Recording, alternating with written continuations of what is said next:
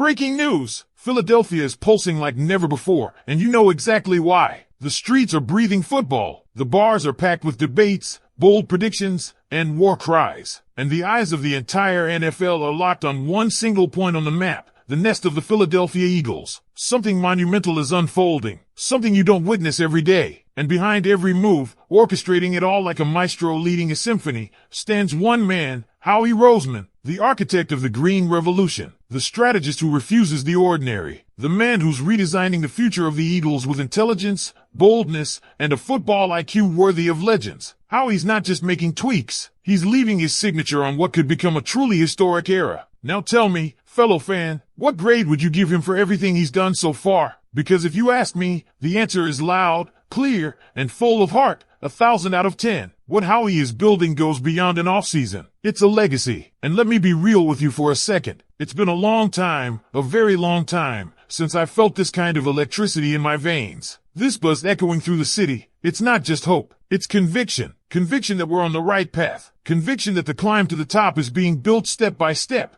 with courage and vision. Conviction that the next great glory is just around the corner. Thank you for everything, Howie. You've reignited the fire of an entire fan base, and this city is ready to soar again. People are already whispering on street corners that another Super Bowl is within reach. And you know what? I don't doubt it for a second. We're going to get there. But hold that excitement just a little longer, because now it's time to get to the point and dive into the first big story that's shaking up Philly. Ready? Let's go. Let's get right into it, because there's a lot to unpack. The Eagles are heading into the 2025 NFL season not just as contenders, they're the reigning Super Bowl champions. February inside the Superdome wasn't just a win, it was a complete dismantling of the Kansas City Chiefs, a franchise that was chasing their third consecutive Lombardi trophy. Instead, it was the Birds who stole the spotlight in one of the most dominant performances in Super Bowl history. You don't see that kind of statement win often, especially against a team like Kansas City that was building a dynasty of its own. But the confetti's already been swept up. Now the pressure shifts to the future. The Eagles front office has been active,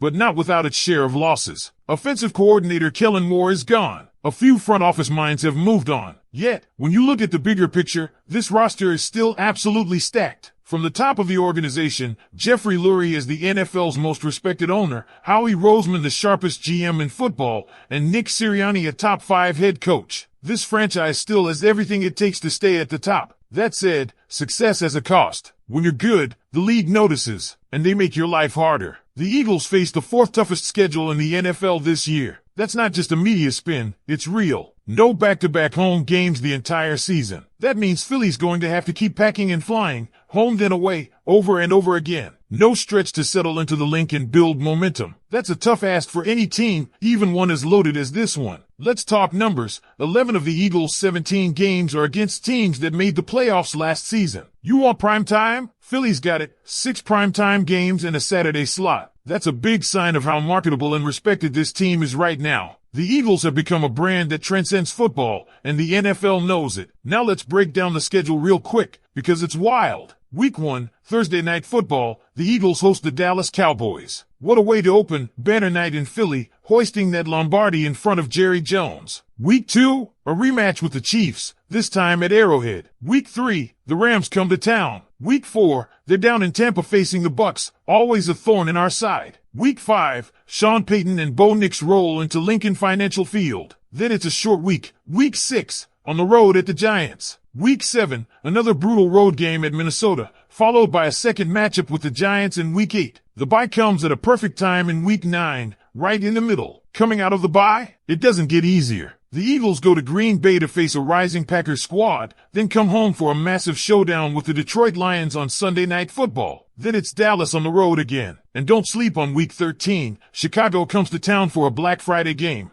and this Bears team is looking better than people think. Week 14, prime time again, this time on Monday night at the Chargers. Eagles fans always show up at SoFi, so expect that to feel more like a home game. Week 15, the Raiders visit Philly. Then the stretch run. 3 of the final 4 games are on the road. Washington, Buffalo, and a rematch with Washington to end the regular season. That's a gauntlet, and it's not just about who they play. It's about what happens if things don't go perfectly. Let's talk Saquon Barkley. He's going to be 29 this season, and he led the league in touches last year. He's electric behind this elite offensive line, led by Jordan Mailata, who had a 95.2 grade from PFF, but running backs don't age slowly. One day they're explosive, the next they're hobbling. And that injury history? It's real. So if Barkley goes down, what's the plan? Kevin Patullo takes over for Kellen Moore as OC, and there's pressure. Big pressure. This offense was #1 in rushing last year, but they also proved they can throw when they need to. Remember when A.J. Brown called out the passing game? The next week, Jalen Hurts lit up Pittsburgh and never looked back. Then came the playoffs. Hurts silenced every critic, especially in the Super Bowl. This team isn't one-dimensional, and anyone saying otherwise isn't watching. Defensively, though, that's where it gets a little shakier. The Eagles lost over 4,000 defensive snaps in free agency. That's a mountain of experience gone. Vic Fangio has work to do, plain and simple. And while the offense was healthy almost the entire year, 21 of 22 Week 1 starters were active in the Super Bowl. That's not a guarantee year to year. Health isn't a given. That's just the reality. Let's talk edge rushers. No big trade for Myles Garrett. Nothing yet on a guy like Trey Hendrickson or TJ Watt. The plan seems to be trust the young guys,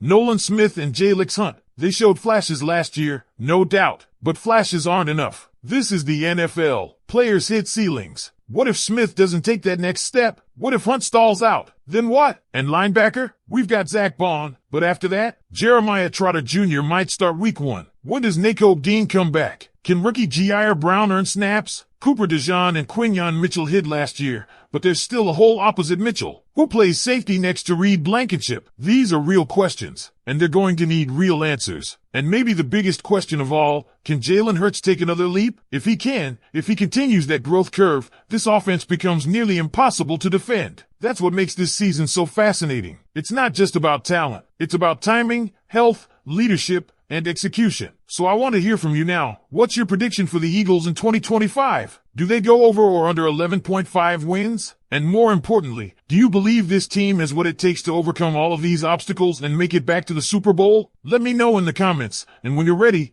I've got part 2 coming up with even more on what this Eagles team needs to do to stay on top. Just say the word. Let's pick it up right where we left off, because this isn't just any team we're talking about. It's the reigning champs, and the path ahead is anything but easy. The Eagles have a real shot at building something historic here, but make no mistake, they're walking a tightrope, and one wrong step could derail everything. Let's go back to the defense for a minute, because Vic Fangio might have the toughest job in the building. You lose 4,000 plus snaps of production, and that doesn't just grow on trees. That's veteran leadership, experience, communication, gone. And while Fangio brings a wealth of knowledge and a complex scheme, it also means the learning curve is steeper for younger guys who haven't operated in his system. This is a plug-and-play football. It's demanding. And if the secondary or linebackers can't grasp the concepts fast, the Eagles could be burned early and often, especially against the stacked lineup of quarterbacks they're going to face. And speaking of the secondary, let's look at that cornerback room. Quinyon Mitchell was an absolute hit last season. He stepped in and immediately played like a veteran. But opposite him, that's a big, glowing question mark. Who lines up on the other side? Can Cooper DeJean slide into that role, or is he more of a Swiss Army knife that Fangio uses in multiple spots? If that position doesn't solidify,